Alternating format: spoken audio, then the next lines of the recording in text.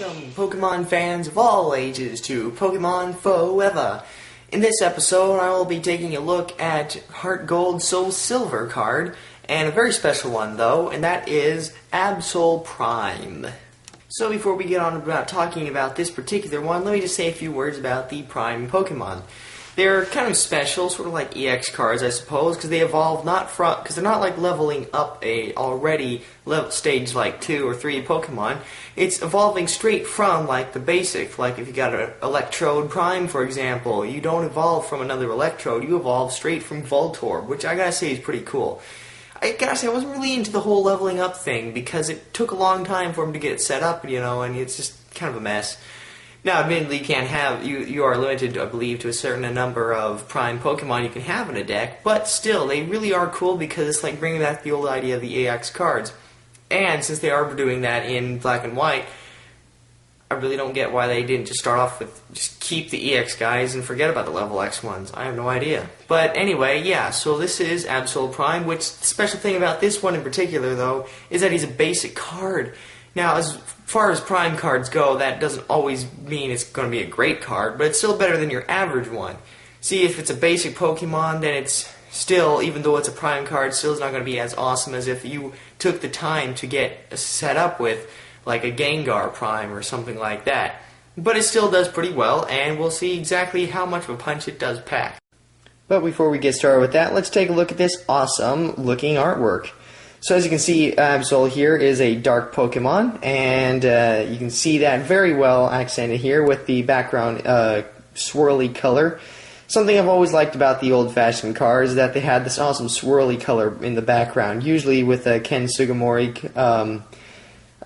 caricature or something, but it looked very neat, and with this guy here, it looks pretty cool. Now, as is the way with all Prime Pokemon cards, you will always have a close-up look at its face or something like that. So I'm not really into the artwork so much because I don't really like the whole close-up look to him. But the background does look pretty neat and it sparkles real nice, so it looks so pretty. And a pretty Pokemon is a healthy Pokemon. You've also got its name written up there in gold and the basic, and sort of a goldish sort of tint around it all.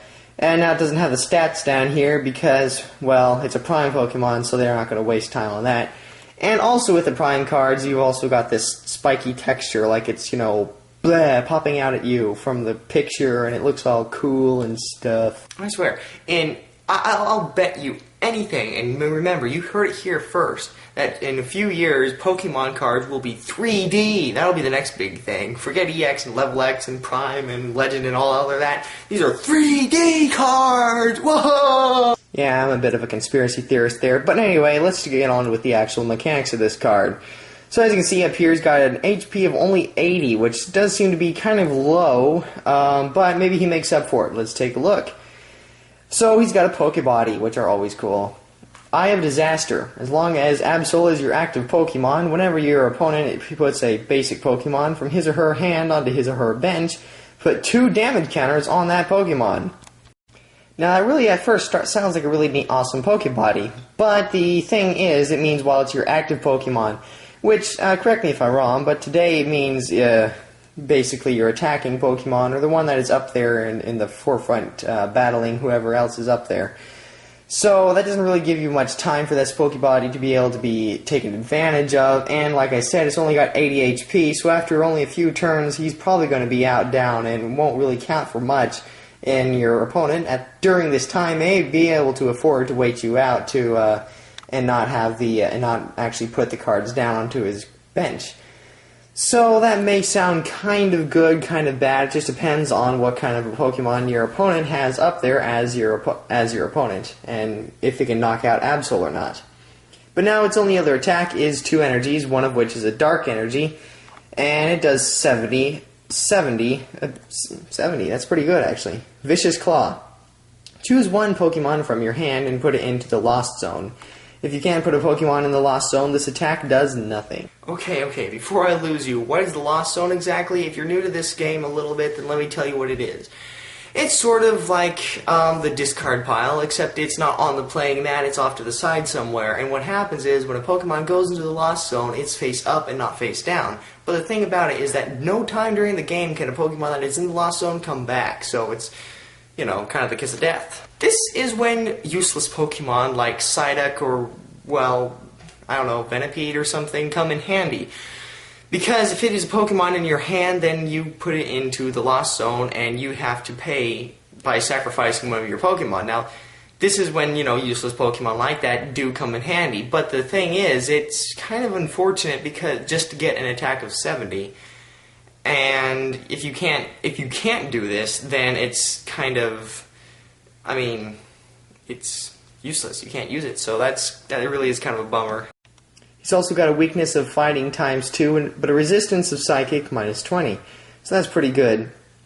But doing an attack of 70, while it's pretty good, you still have to sacrifice one of your very own Pokemon and never see it again. So that's kind of a bad thing, but like I said, I wouldn't expect anything from a special Pokemon that is a basic, like this one.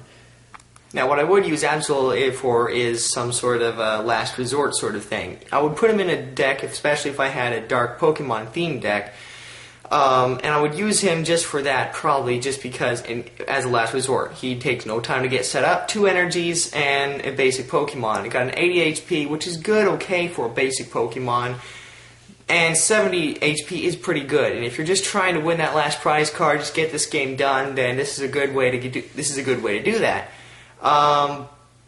But, you know, if you want to have him, I wouldn't put him in as a main point in your deck, or I wouldn't just feature him at all, really. But like I said, for these basic Pokemon, they're like basic, you know, basic Prime or EX or something like that. I wouldn't really expect anything too awesome from them, just because it's, you know, you can't expect to get an awesome card at just the price of 2 energies and being a basic. So, yeah, that's pretty much all there is about this guy. So that's Absol Prime. You decide on if you want him in your deck because, well, I don't have a dark deck. So the question for today is, Absol, what do you think of him? Is he a cool Pokemon or do you not like him? He's been around since the 3rd generation and has since not been very heavily featured in the card game as far as I can tell. And what's your favorite Absol card? That's the question for the comments. Comment below in the video, comment in the comment section below this video. And let me know what you think. And until next time, gotta catch 'em all.